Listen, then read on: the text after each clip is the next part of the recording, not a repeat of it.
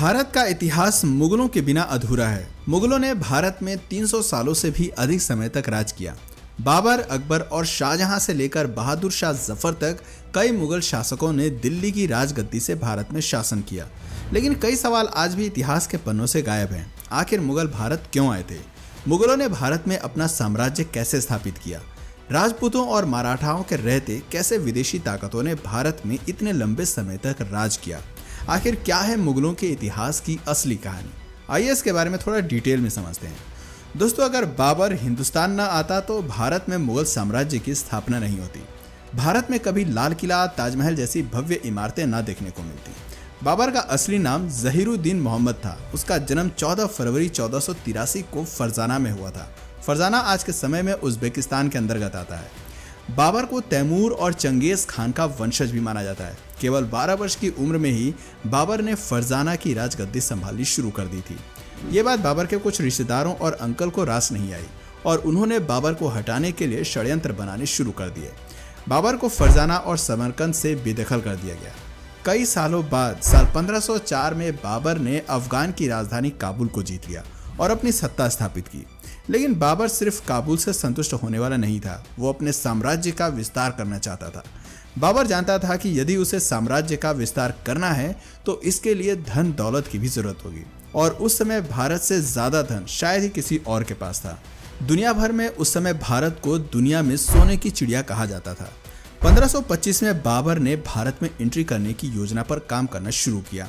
भारत को गुलाम बनाने और यहाँ राज करने के उद्देश्य से उसने भारत का रुख किया। उस समय हिंदुस्तान में लोधी वंश का राजा इब्राहिम लोधी का शासन चल रहा था।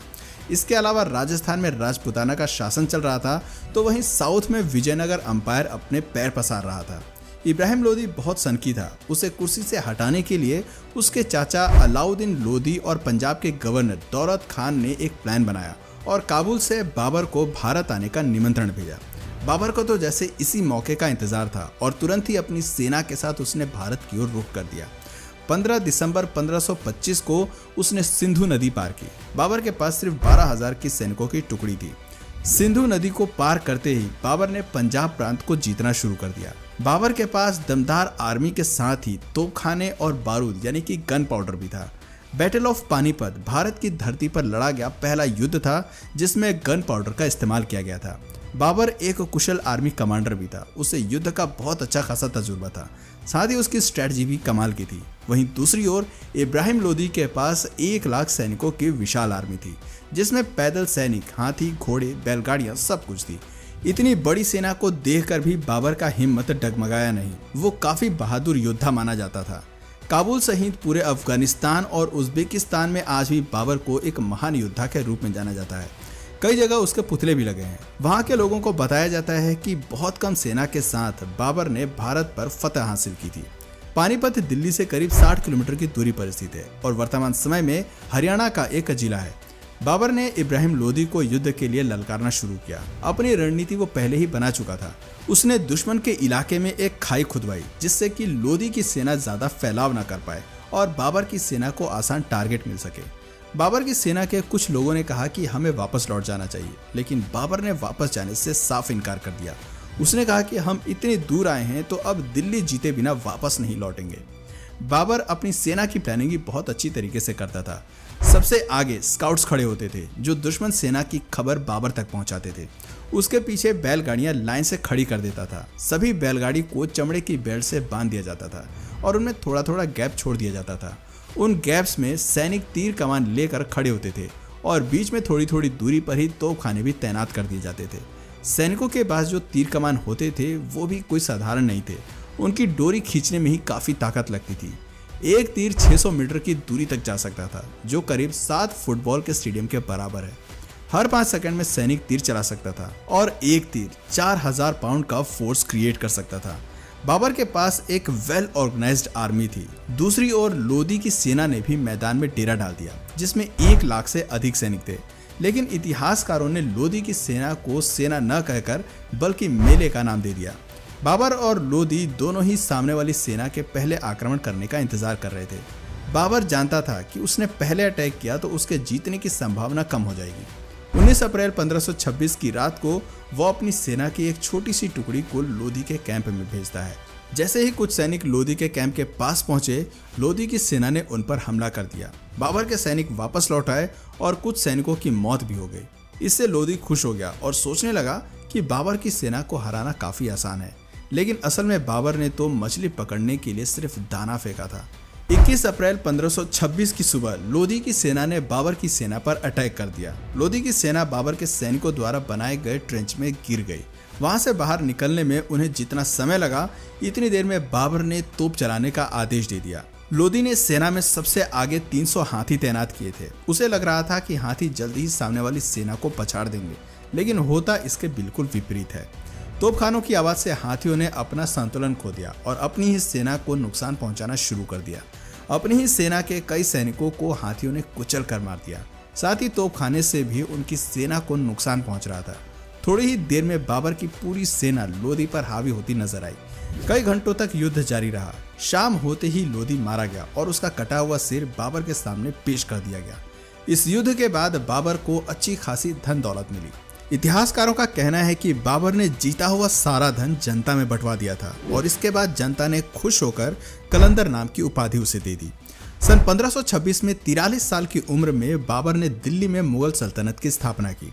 लोधी को हराने के बाद राजपूतों ने उसका विरोध किया। पानीपत के युद्ध के बाद बाबर ने 3 बड़ी लड़ाइयां लड़ी, battle of Khanwa, battle of Chanderi और बैटल ऑफ खागरा।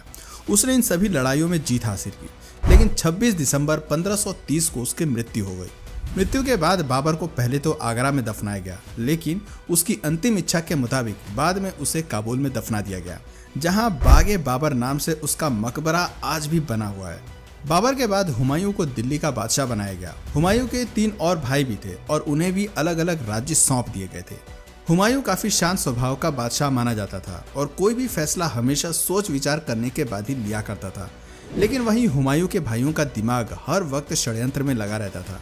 तीनों भाई मिलकर ये योजना बनाते थे कि कैसे हुमायूं से दिल्ली का तख्त हासिल किया जाए और कई बार भाइयों के बीच में जंग भी हुई। हुमायूं पर कई बार जानलेवा हमले भी हुए। सन 1539 में चौसा में हुमायूं की भीषण लड़ाई हुई और 1540 में बिलग्राम में भी हुमायूं को युद्ध करना पड़ा। इस युद्ध में हुमायूं की हार हुई और शेरशाह जीत गया और युद्ध में हार के कारण हुमायूं को अपनी जान बचाकर भारत से भागना पड़ा। कुछ समय तक वो सिंध में भेष बदल कर रहा। हुमायूं ने हमीदा बानो से शादी की और मोहम्मद जलालुद्दीन अकबर को जन्म दिया।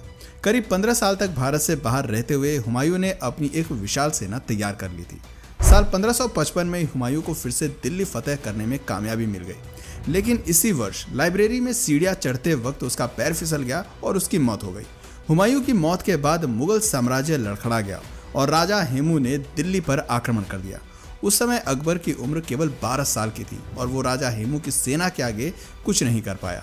लेकिन मुगलों के पास एक वफादार सेनापति था जिसका नाम बैरम खान था। बैरम खान ने एक सेना तैयार की, अकबर को युद्ध कौशल की जानकारी दी और 1556 में पानीपत की दूसरी लड़ाई में राजा हेमू को हरा दिया। 13 साल की उम्र में अकबर दिल्ली के तख्त पर विराजमान हो गया। अकबर एक धर्मनिरपेक्ष राजा माना जाता था। उसने राजा बनते ही लोगों का दिल जीतना शुरू कर दिया। 1568 में उसने चित्तौड़ को जीता, लेकिन इसके लिए अकबर को कड़ी मेहनत करनी पड़ी। दिल्ली जीतने के बाद अकबर किसी भी तरह से राजस्थान को जीतना चाहता था, क्योंकि राजस्थान के राजपूत काफी बहादुर माने जाते थे और अकबर जानता था कि यदि राजस्थान को जीत लिया तो पूरे हिंदुस्तान को जीतना फिर ज्यादा मुश्किल नहीं होगा। राजस्थान के कारीगरों को हथियार बनाने में महारत हासिल थी। वहीं अकबर की सेना दमशिक स्टील के बने हथियार इस्तेमाल किया करती थी, जो खास तौर पर जंग में दुश्मन का सीना छलनी करने के लिए ही बनाए जाते थे।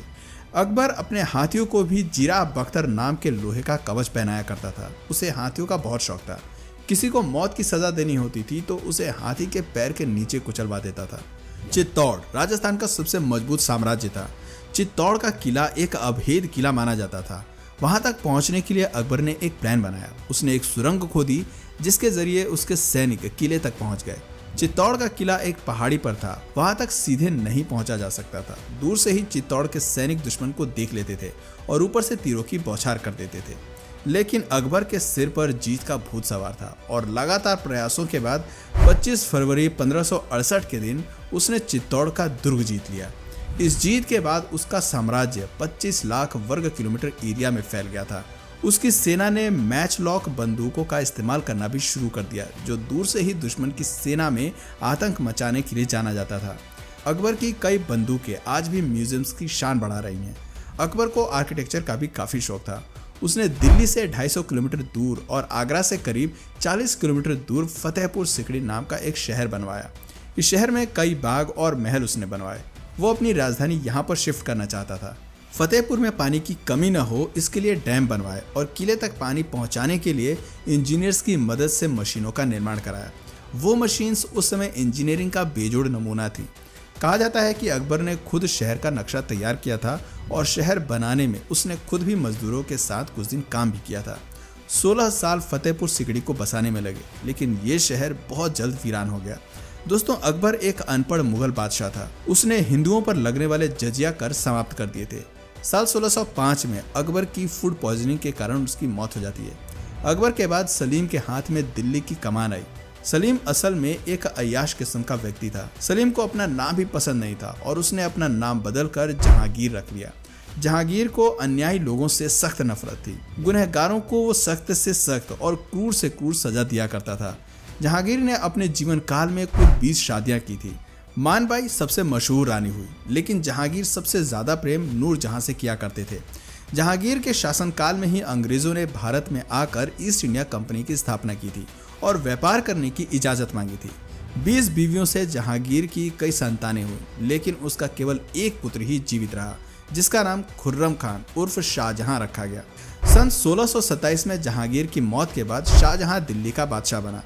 शाहजहां के शासनकाल में दिल्ली सहित पूरे हिंदुस्तान ने तेजी से तरक्की की। दुनिया का 1/4 सामान का प्रोडक्शन केवल भारत में ही हो रहा था। आर्थिक तौर पर दिल्ली मजबूत होता गया। आर्ट और आर्किटेक्चर को भी उस दौर में काफी बढ़ावा मिला। मोती मस्जिद, विश्व प्रसिद्ध ताजमहल, दिल्ली का लाल किला, दीवाने आम और दीवाने खास जैसे कई नायाब नमूनों का निर्माण शाहजहां ने ही करवाया था। शाहजहां ने अपने लिए एक मयूर सिंहासन भी बनवाया था, जिसमें कई बेशकीमती हीरे जड़े हुए थे। लेकिन 1639 में ईरान के राजा नादिर शाह ने युद्ध में शाहजहां को परास्त कर दिया था और इसके बाद नादिर शाह अपने साथ मयूर सिंहासन वापस ले गया था। शाहजहां जब बूढ़ा होने लगा तो उसने अपना राजपाट बेटों को सौंपने का फैसला किया। शाहजहां ने अपने बड़े बेटे दारा शिकोह को दिल्ली की राजगद्दी सौंपी। दारा शिकोह सभी धर्मों का आदर किया करता था और एक न्यायप्रिय राजा था। लेकिन दारा शिकोह के राजा बनते ही शाहजहां के तीसरे बेटे औरंगजेब को हजम नहीं हुई। औरंगजेब ने सन 1658 में अपने भाई के खिलाफ युद्ध छेड़ दिया और दिल्ली का बादशाह बन गया। बादशाह बनते ही औरंगजेब ने अपने पिता को आगरा के किले में बंद करवा दिया और अपने भाई को मौत के घाट उतार दिया।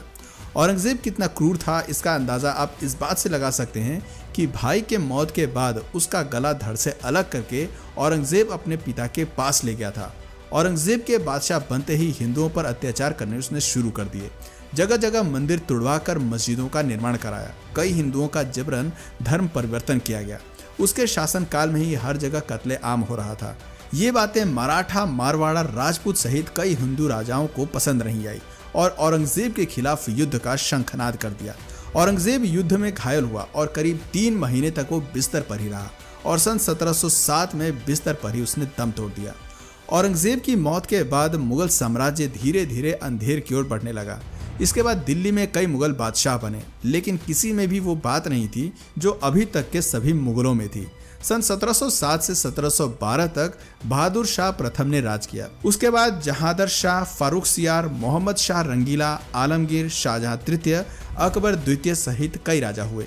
किसी ने भी बहुत अधिक समय तक राज नहीं किया और बहुत कम समय में ही दिल्ली के बादशाह बदलते रहे। वहीं दूसरी ओर अंग्रेज लगातार मजबूत हो रहे थे और कई राज्यों में मुगलों के शासन का अंत हो चुका था। मुगलों के अंतिम शासक बहादुर शाह जफर द्वितीय हुए, जिनकी मौत सन 1862 में म्यांमार में हुई थी। लेकिन बहादुर शाह जफर की मौत से पहले ही मुगल साम्राज्य का अंत हो गया था। सन 1857 मुगल साम्राज्य का दिल्ली में अंतिम समय माना जाता है।